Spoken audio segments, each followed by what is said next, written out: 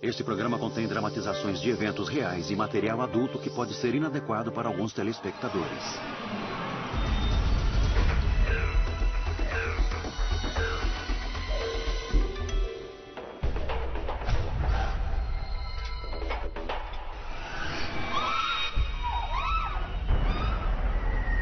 Me dá a chave!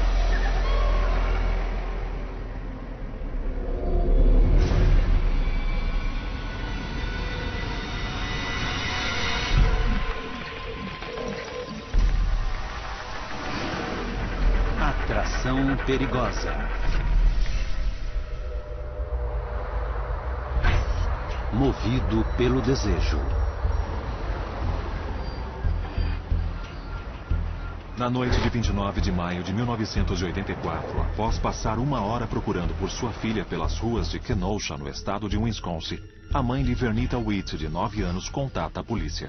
Bom, a mãe nos disse que tinha um namorado e ele perguntou se podia levar a Vernita a um parque de diversões. Mas por volta das 11 da noite, eles ainda não tinham voltado. Juanita, a mãe de Vernita, descreve seu namorado. Ela o conheceu 1 mês e meio antes daquele 29 de maio. Disse que seu nome era Robert Knight, que morava na Rua 20, em Kenosha. E chegou a mostrar sua identidade para a Juanita. Ele ia à casa dela umas 2 ou 3 vezes por semana. Eles cozinhavam. Ele era muito sedutor, carismático. Ele passou a frequentar a casa de Juanita e ganhou sua confiança. Ao ponto de Juanita confiar sua única filha a Robert. A polícia pede uma foto de Vernita e promete à mãe que fará o que estiver ao alcance para encontrá-la.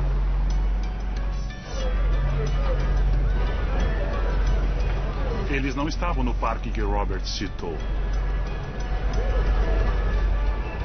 Na verdade, não havia outro lugar para procurá-los. Checamos o endereço onde Robert Knight dizia morar em Kenosha. E descobrimos que ele não existia.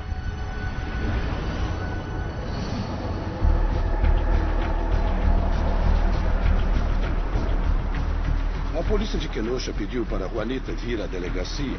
Não havia nenhum Robert Knight nos registros. Então mostraram um álbum com fotos de criminosos para ela. Ela escolheu a foto que pensava ser de Robert Knight, mas era de Alton Coleman.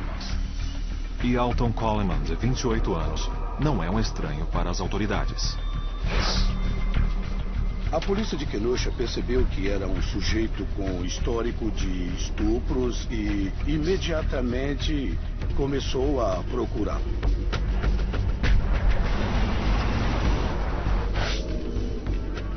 Alton Coleman, na verdade, morava em Waukegan. É claro que o primeiro lugar em que começamos a procurá-lo foi onde ele morava. A polícia de Waukegan oficialmente se une à polícia de Kenosha na busca pelo suspeito.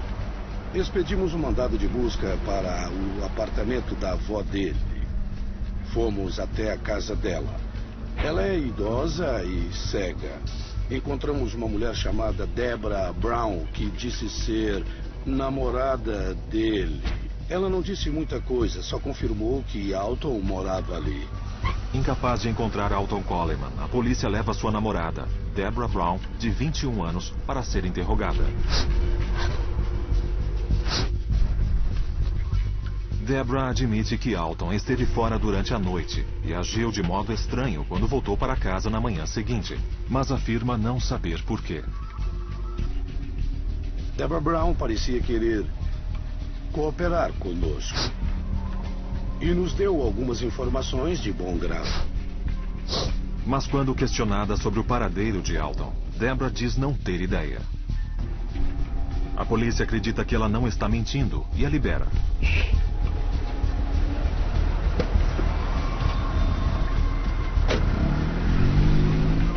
Quando terminamos de interrogar Deborah, sentimos que era preciso fazer de tudo para achar essa menina, porque ela havia sumido há 2 dias. Ela podia estar presa em algum lugar. Agentes da polícia dos 2 estados se apressam em procurar Alton Coleman e a menina de 9 anos, antes que seja tarde demais.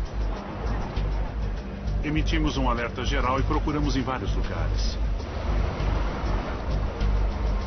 Mas Kenosha é uma cidade grande. O Alton não tinha conhecidos aqui e nós não tínhamos exatamente onde procurar.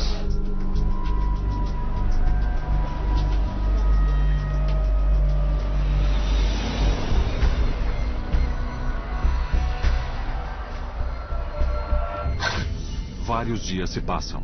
Como não há pistas de Alton Coleman ou Vernita Witt, as autoridades refazem seus passos. Os policiais quiseram falar com Deborah Brown de novo e descobriram que ela tinha desaparecido. Depois soubemos que ela foi vista com alguém parecido com o Alton Coleman.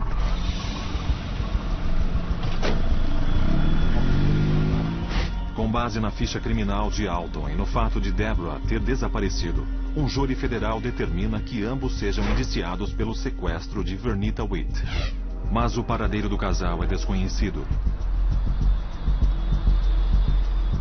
E então, no dia 19 de junho... Cerca de 2 semanas e meia depois do dia do sequestro, a polícia de Waukegan recebe um telefonema de 2 homens que tinham entrado em um prédio abandonado. Eles entraram em um dos apartamentos abandonados e, quando abriram a porta do banheiro, encontraram um corpo. O que os investigadores mais temiam acontece quando o corpo é identificado como sendo de Vernita Witt. O corpo estava bem decomposto, os braços e pernas estavam amarrados com cabos. A causa da morte foi estrangulamento.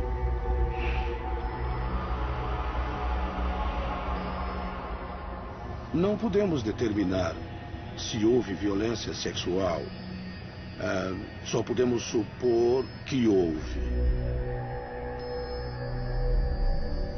Já estive em muitas cenas de crimes, já processei vários homicidas e acho que nunca vou esquecer deste caso. Sempre que a vítima é uma criança, a situação é traumática para os envolvidos. Afeta as pessoas, não dá para esquecer. O que levaria alguém a fazer uma coisa dessas com uma criança de 9 anos? A polícia de Waukegan procurou digitais e na parte inferior da porta do banheiro havia 2 impressões. E uma delas era do polegar de Alton Coleman. A digital confirmou o que já desconfiávamos, que Alton Coleman tinha matado a menina. Precisávamos fazer o possível para pegá-lo.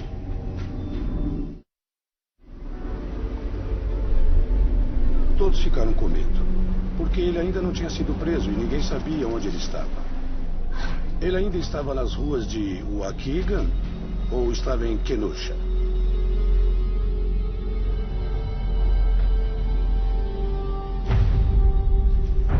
Ninguém sabia, nem a polícia.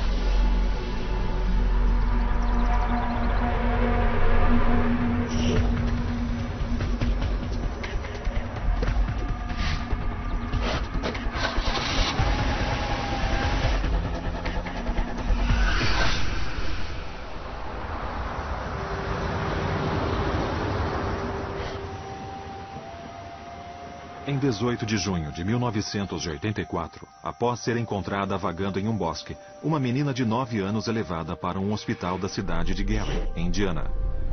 Um exame revela que ela foi espancada, sufocada e violentada sexualmente. Quando a polícia chega, a menina conta que ela e uma prima de 7 anos chamada Tamika Turks foram atraídas até um bosque e atacadas por um homem e uma mulher. No dia seguinte, uma equipe de buscas encontra o corpo sem vida de Tamika. Ela também havia sido espancada e estuprada antes de morrer. Tamika foi estrangulada com um lençol. E a outra menininha que estava deitada no chão presenciou tudo. Depois, ela foi agredida sexualmente. Quiseram matá-la, asfixiando-a com um cinto, e como ela desmaiou, eles foram embora. A sobrevivente consegue fornecer à polícia uma descrição de seus agressores.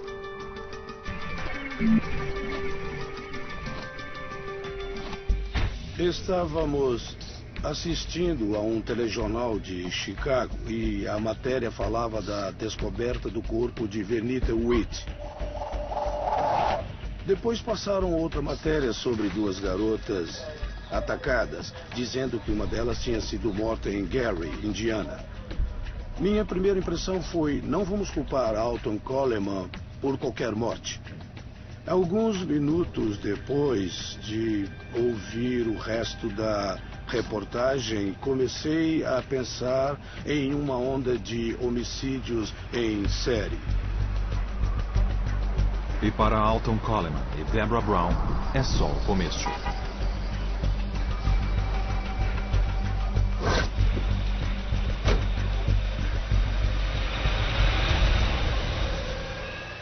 Havia no mínimo 100 policiais locais e agentes do FBI vasculhando as áreas. A paranoia da população dificulta ainda mais a busca. Quase 200 pessoas ligaram dizendo ter visto Alton, mas nunca confirmamos nenhuma denúncia.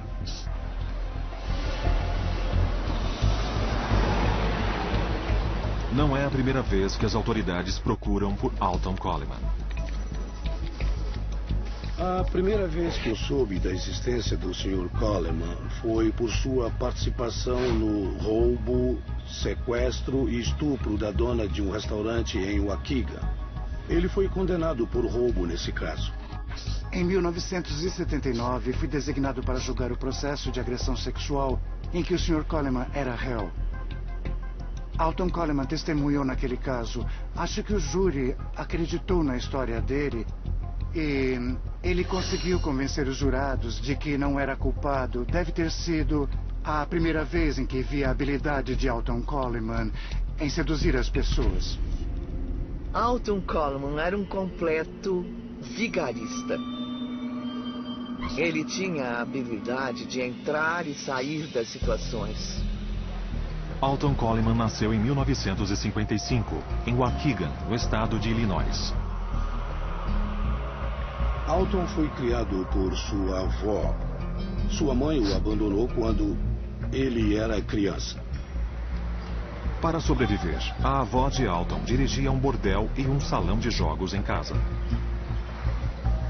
Desde muito jovem, Alton começa a apresentar comportamentos antissociais, como quebrar as janelas das casas do bairro onde morava. Ele era uma criança com um transtorno de conduta. Alguém que não gostava de seguir as regras, que podia provocar incêndios, que sempre fazia xixi na cama.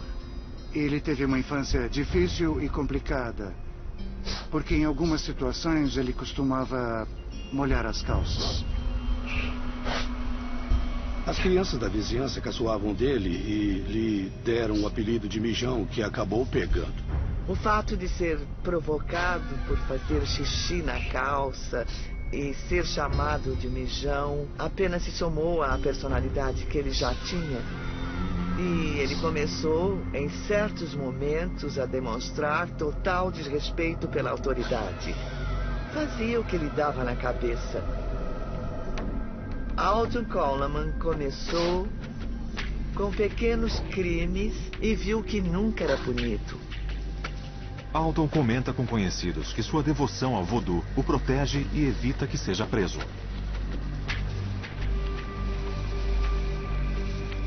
Ele não tinha respeito pela autoridade porque nunca ninguém lhe impôs isso.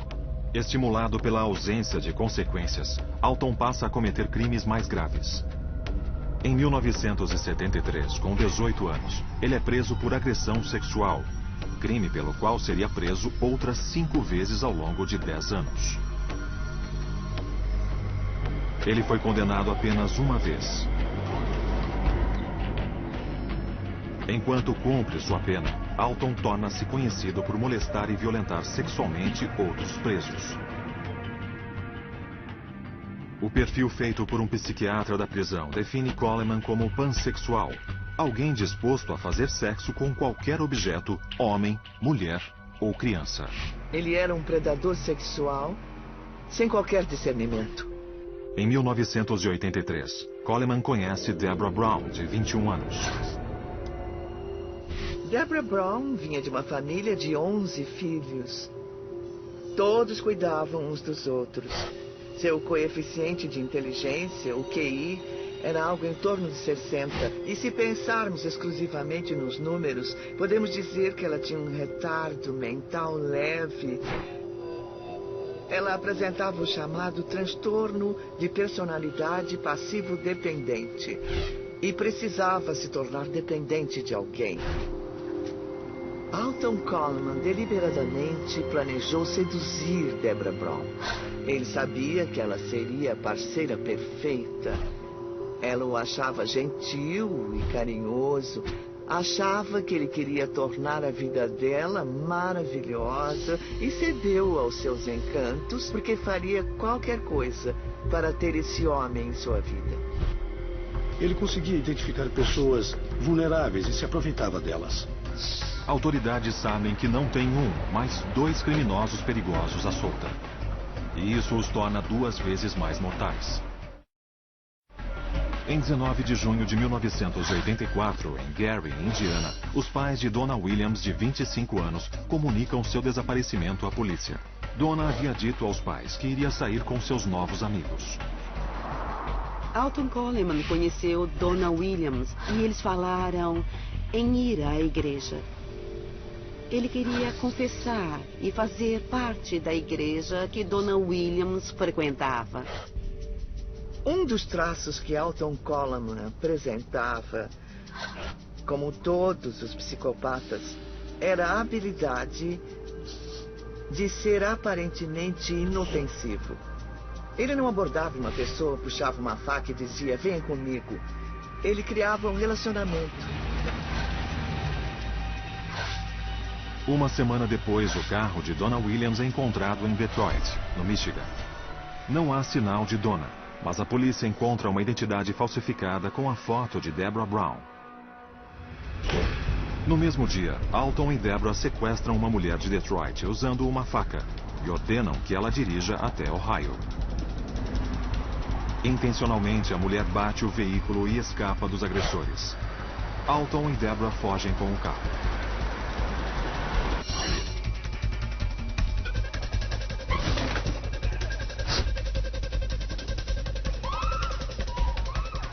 Em 28 de julho, um casal de Dearborn Heights é brutalmente agredido em sua casa por Alton Coleman e Deborah Brown.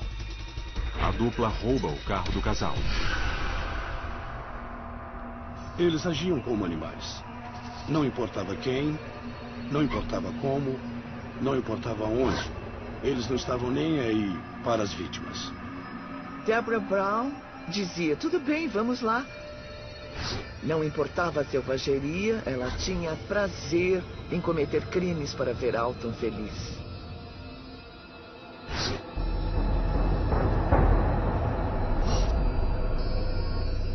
Acredito que eram todas vítimas ocasionais. Seja para roubar dinheiro, para arrumar um carro, para obter comida. Eles passavam de uma vítima a outra. O que movia Alton Coleman era o prazer sexual e o prazer sádico de machucar alguém. Isso o motivava. Já a Deborah queria fazer o que quer que Alton mandasse. Ela sentia prazer em satisfazê-lo. As autoridades caçam o casal em 4 estados, determinadas a detê-lo antes que ataque novamente. Foi a investigação mais intensa e detalhada de que eu já participei em toda a minha carreira. Eram duas pessoas que escolhiam as vítimas ao acaso por sua vulnerabilidade. E isso era assustador. Não eram dois membros de gangues que andavam pelas ruas assustando as pessoas. Parecia um casal normal. E atacavam qualquer pessoa.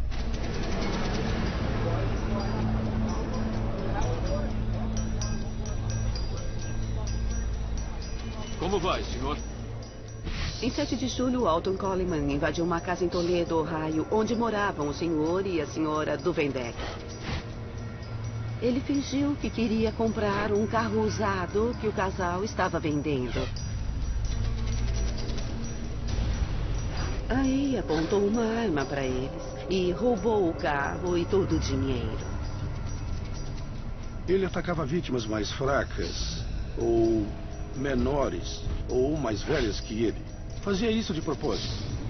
Ele só escolhia pessoas que não pudessem se defender. Era uma relação de predador e presa. O predador sabe que a vítima é vulnerável. Ele sabe que a presa está disponível.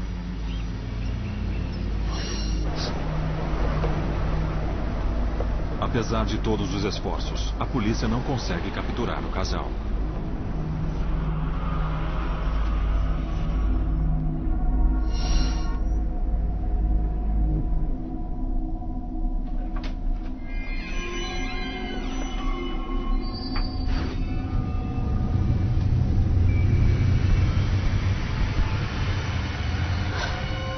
No dia 11 de julho, em Toledo, no estado de Ohio, os parentes de Virginia Temple, de 30 anos, e de sua filha, de 10 anos, informam o desaparecimento das duas à polícia. Virginia Temple e sua filha foram encontradas em um armazém. Virginia Temple havia sido estrangulada e amordaçada com uma camiseta de criança. Sua filha foi estuprada e também foi estrangulada.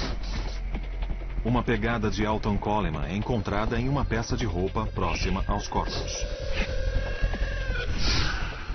Deborah Brown e Alton Coleman eram muito descuidados. Mas não porque queriam ser capturados. Eram arrogantes por causa da impunidade. Achavam que não precisavam se esconder. No mesmo dia em que os corpos de Virginia Temple e de sua filha são encontrados, os restos mortais de Donna Williams são achados em uma casa abandonada em Detroit. Ela havia sido estrangulada até a morte com uma meia calça. Os assassinatos que Alton Coleman e Deborah Brown cometeram estavam entre os homicídios mais perversos que eu investiguei ou que tenha visto ou ouvido falar. Eles matavam a sangue frio. A busca por Alton e Deborah se intensifica e outras comunidades entram em alerta.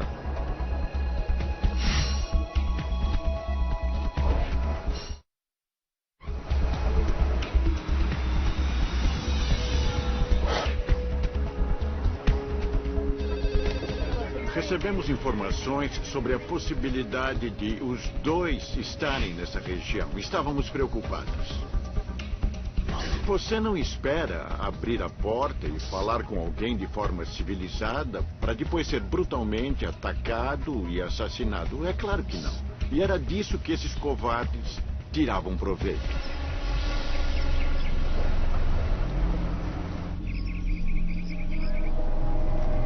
Mãe?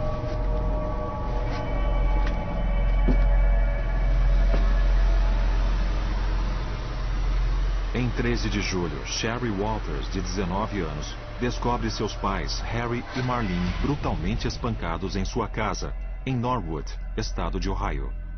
Harry e Marlene tinham um trailer à venda na garagem. Alton Coleman e Deborah Brown os abordaram, dizendo que queriam comprar o trailer. Harry e Marlene, sem desconfiar de nada, os convidaram para entrar e ofereceram alguma coisa para beber. Quando retornaram à sala, eles foram brutalmente atacados com qualquer coisa que estivesse ao alcance. Foram espancados.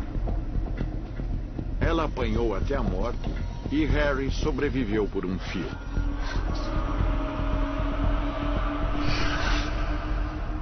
Eu não sei como ele sobreviveu. Tenho certeza de que os dois acharam que ele estava morto. O FBI faz uma adição especial. Alton Coleman vira o 11º criminoso da lista dos 10 mais procurados. Este recurso é utilizado quando há crimes hediondos em andamento, para destacar um suspeito extremamente perigoso. Se dependesse de Alton Coleman, aquilo não teria fim. Era um surto homicida. Deborah Brown faria qualquer coisa para deixá-lo feliz. Eles não eram psicóticos. Não estavam fora da realidade. Eles matavam por matar.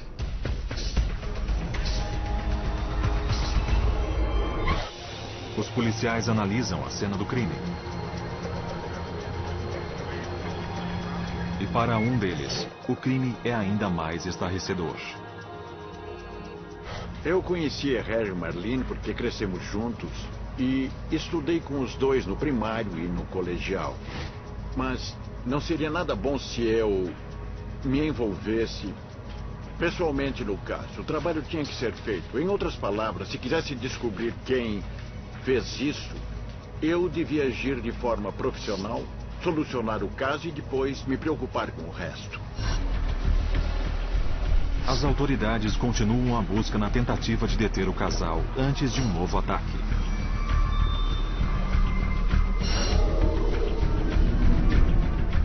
Quando uma conduta criminosa se agrava, acho que uma das primeiras preocupações das autoridades, quando vítimas começam a ser assassinadas, é pensar se o criminoso age dessa maneira para eliminar as testemunhas.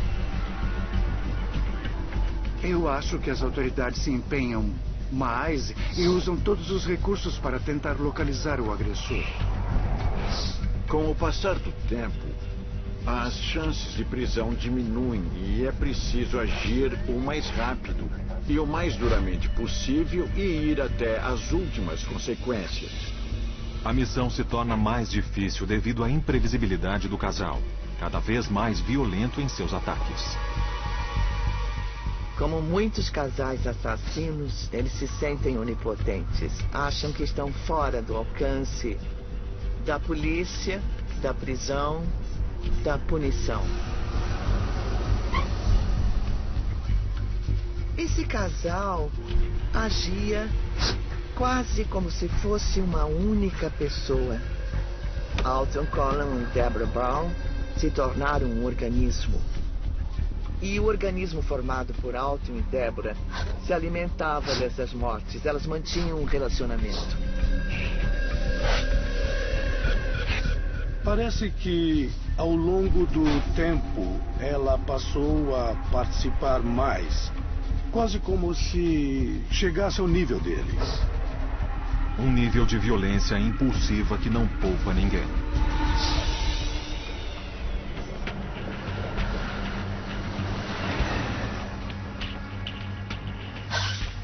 Olin Carmichael Jr., um professor universitário de 45 anos, é sequestrado em seu carro em Lexington, estado de Kentucky, em 16 de julho.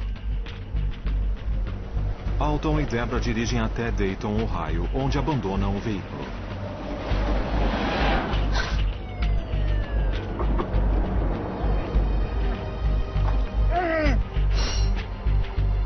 Carmichael sobrevive. Em 17 de julho, ainda na cidade de Dayton, Alton e Deborah atacam um reverendo de 82 anos e sua esposa de 76. Na semana anterior, o casal os havia ajudado e oferecido um lugar para ficarem. O reverendo e sua esposa sobrevivem por pouco.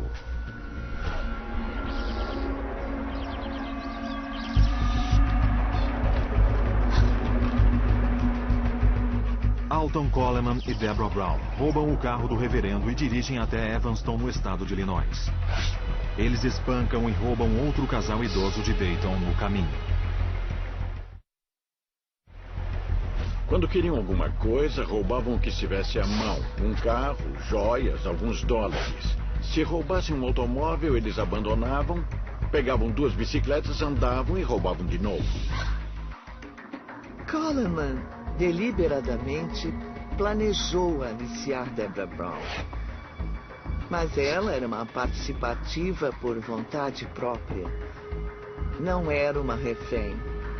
Deborah parecia estar disposta a agradar Alton Coleman e fazer qualquer coisa que ele ordenasse. Não importava a violência dos crimes.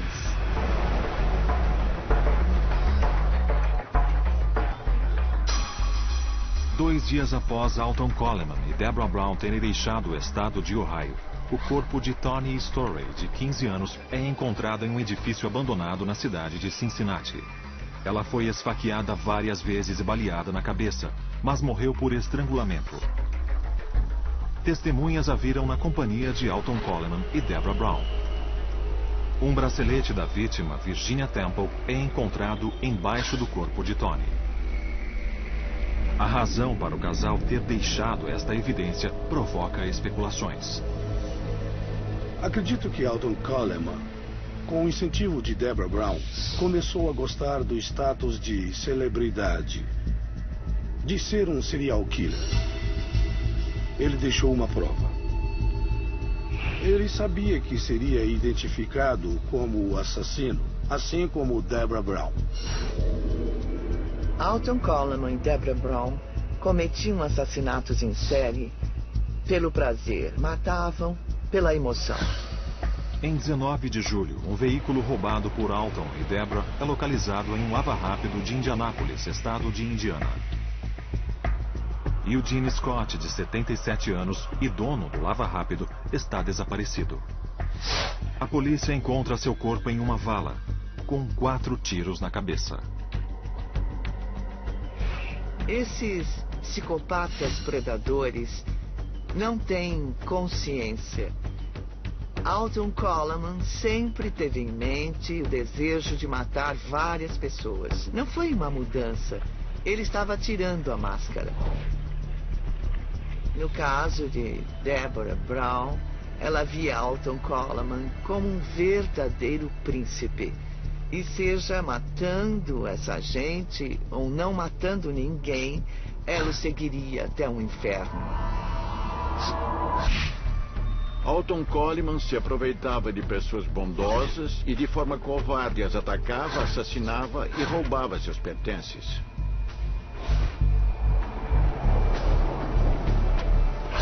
Quando Alton e Deborah cometeram esses assassinatos, no início eu achava que a Deborah estava seguindo ordens do Alton.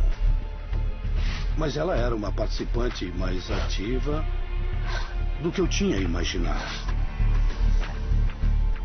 Deborah Brown não era uma pessoa ameaçada ou que sofria com violência doméstica.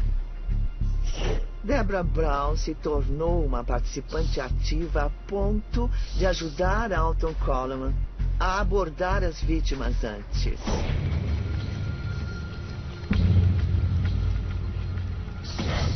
Ela era tão perversa, tão fria e tão covarde quanto Coleman.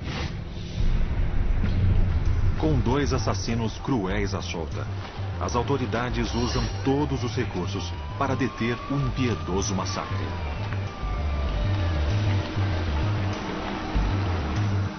O FBI traçou um perfil. Ele previa que os 2 voltariam a Waukegan. Nós nos preparamos para isso. Instruímos as unidades de patrulha, instruímos todos os policiais. Um agente do FBI foi para Evanston instruir a polícia. Colocamos cartazes com a foto de Alton em toda a cidade. Ao prever o próximo passo do casal, as autoridades fecham o cerco para tentar deter Alton Coleman e Deborah Brown de uma vez por todas.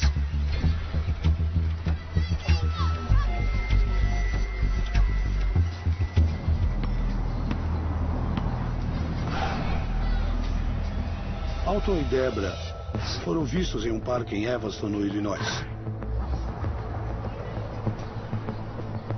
por um homem que conhecia os 2.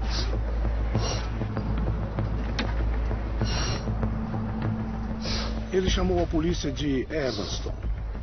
Eles queriam que tudo acabasse no que chamamos hoje de suicídio policial. Queriam que nós os matássemos durante a prisão, ou queriam ser pegos e ter a publicidade que achavam que mereciam por serem serial killers. Coloque as mãos para cima! Não há como saber.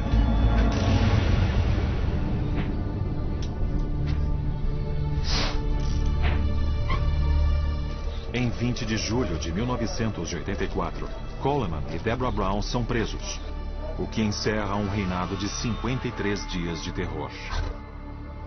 Alton Coleman portava uma faca e Deborah Brown uma arma. Eles não tiveram chance de machucar mais ninguém.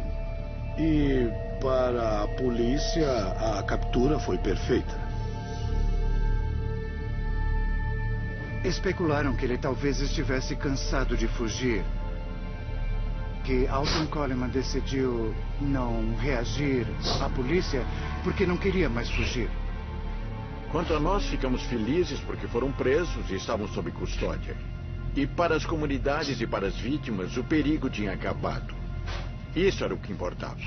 Durante a onda de violência de 8 semanas, acredita-se que Alton Coleman e Deborah Brown tenham cometido 8 homicídios, 7 estupros, 3 sequestros e 14 assaltos.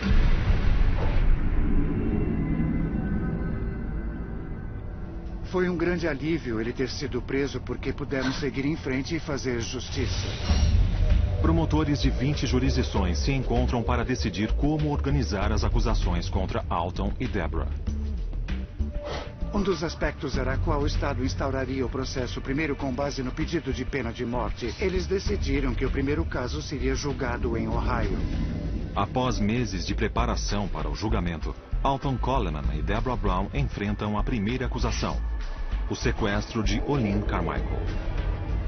Em 7 de janeiro de 1985, um juiz os condena a 20 anos de prisão.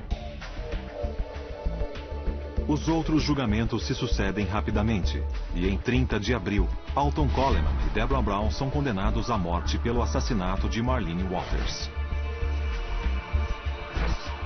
Menos de um mês depois, ambos recebem uma nova sentença de morte pelo assassinato de Tony Story. Acho que a justiça é feita quando há uma condenação no tribunal, mas se existe uma coisa que o sistema judiciário nunca poderá fazer, é devolver as vítimas à família ou à mãe, devolver a vida que tinham antes. Durante todos os julgamentos, Deborah Brown permanece leal a Alton Coleman. Ela o protegeu o tempo todo.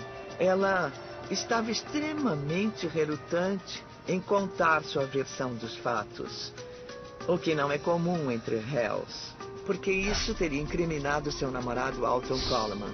Mas, por outro lado, Alton Coleman a via apenas como uma espécie de objeto descartável. Ele não estava ligado emocionalmente a ela e teria matado Deborah Brown a qualquer momento se achasse que ela não iria mais servir a seus propósitos. Ele nem sentiria remorso. Alton Coleman e Deborah Brown são extraditados para o estado de Indiana.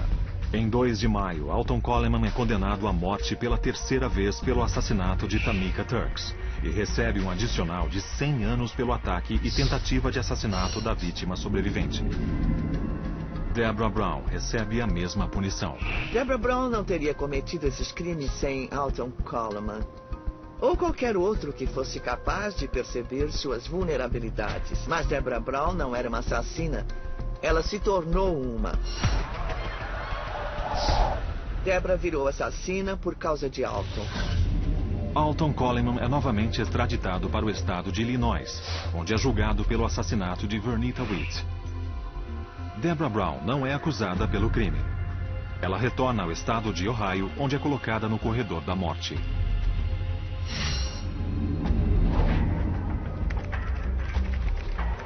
Alton Coleman já tinha 3 condenações à morte e quando o recebemos em 1986, só tivemos que olhar para a foto de Vernita Witt, aquela garotinha, para decidir que nós queríamos jogá-lo. O novo julgamento começa em 15 de janeiro de 1987 e termina em 24 de janeiro. O veredicto do júri: pena de morte.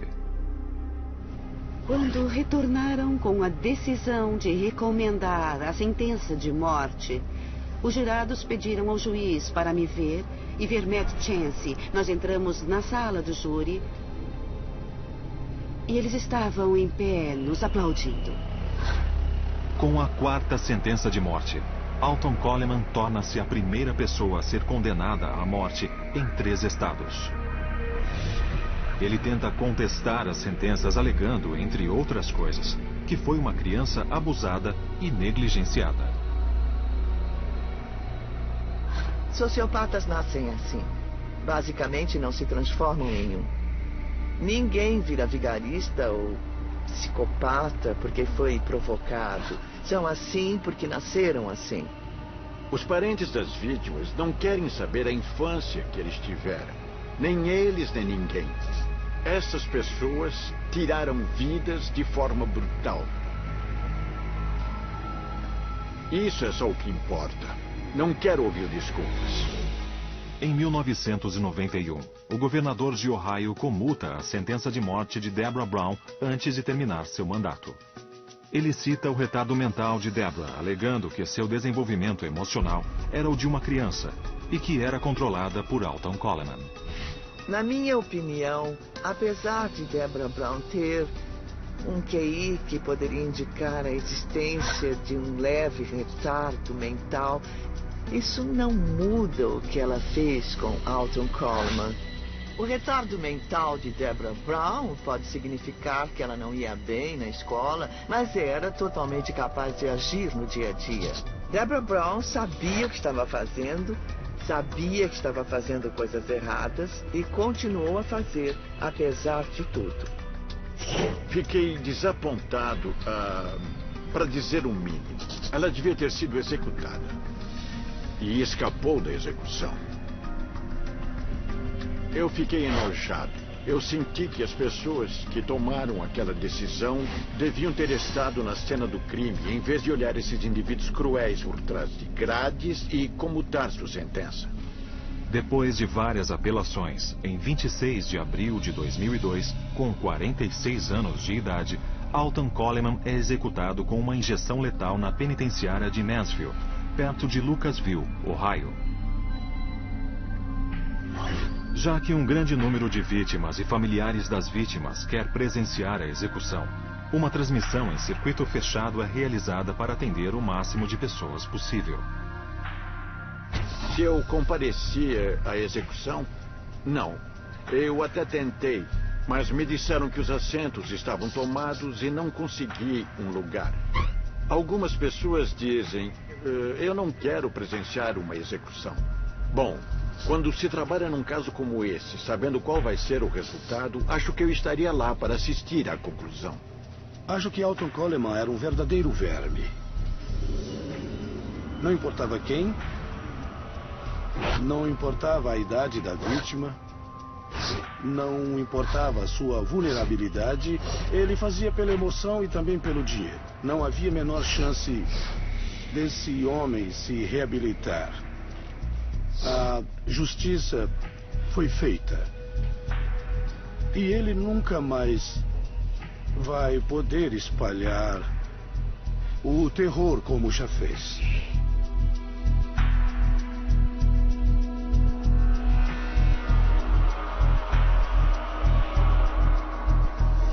Deborah Brown atualmente está presa no reformatório feminino de Ohio.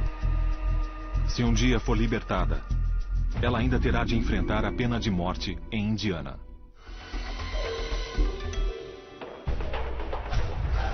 Versão brasileira Vox Mundi.